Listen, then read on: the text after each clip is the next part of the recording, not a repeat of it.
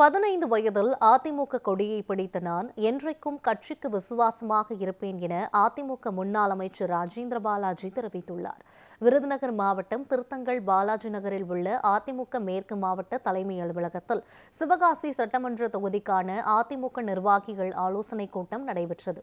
இதில் முன்னாள் அமைச்சர் மற்றும் மாவட்ட செயலாளர் ராஜேந்திர பாலாஜி கலந்து கொண்டு வரும் சட்டமன்ற தேர்தல் பணிகள் குறித்து ஆலோசனை வழங்கினார். கூட்டத்தில் பேசிய அவர், 15 வயதில் அதிமுக கொடி பிடித்த நான் இன்று வரை தடம் பிரியாமல் கட்சியில் இருப்பதாகவும் நான் கட்சியை விட்டு வரமாட்டேன் என்றும் கூறினார். அதிமுக மீண்டும் ஆட்சிக்கு வர உழைப்போம் என்றும், நீங்கள் உயர்வையை சிந்தி பணியாற்றுங்கள், நான் ரத்தத்தை கொடுத்து உங்களது உயர்வுக்கு பாடுபடுவேன் என கூறினார். மேலும் பெண்கள் நிர்வாகிகள் தீவிரமாக களப்பணியாற்ற வேண்டும் என வலியுறுத்தினார்.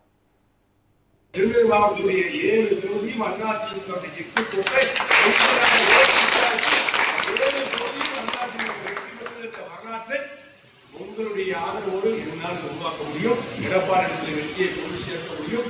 தமிழ்நாடு முழுக்க 210 தொகுதிகள் அதிமுக வென்றது என்ற வரலாறு உருவாகக்கூடிய சூழல் இருக்கிறது. அதை சரியாக நாம் பயன்படுத்துவதற்கு நம்முடைய உழைப்பை தாருங்கள், உங்களுடைய வேர்வை தாருங்கள். உங்கள் வேர்வை செஞ்சிருக்கிற உழைப்புக்கு ரத்தத்தை கொடுத்து உங்களுடைய உயர்வுக்கு நாங்கள் பாடுபடுவோம், நான் பாடுபடுவோம் என்ற உறுதியை சொல்லி